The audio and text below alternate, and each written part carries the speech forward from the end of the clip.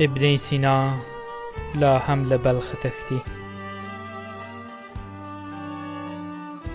خوشحال د خپل ولس په بده بدمرغۍ خواشینی. دومره غصه دی چې د تورې تیغې موټي کې د وینو فوارې جوړوي.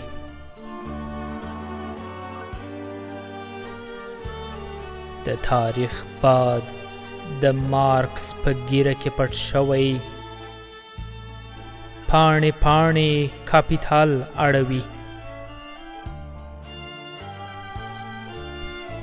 دلته په وچ زرنګار بڼ کې څو زلمي یو د بل وینو ته د تندې په سیاست لګیا دي. د سید جمال په ورکې مینې پسې ستړیو خلکو د هغه ټوله وینا ومینځله. یوازې یو ټکی د مرګ پکې روښانه ښکاري. او ماو څونګ لکه د لوی ښامار وړوکی چینجی لا هم د څو روښان فکرانو په مغزو کې خوري. له قم نه هره ورځ راځي د ماتمونو سیاست،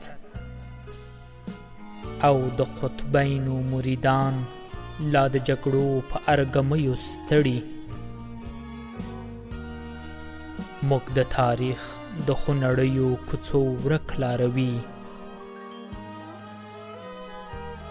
چې نن مو هیره او سبا مو په ډبرو ویشتې. لا هم د خړو څڼورو پنځه ګون ته لاس د سوال نیولی،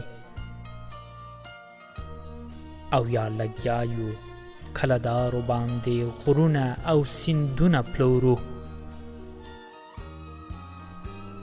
تاریخ شاهد دی او په موږ پورې ملنډې وهي. تاریخ شاهد دی او په موږ پورې ملنډې وهي.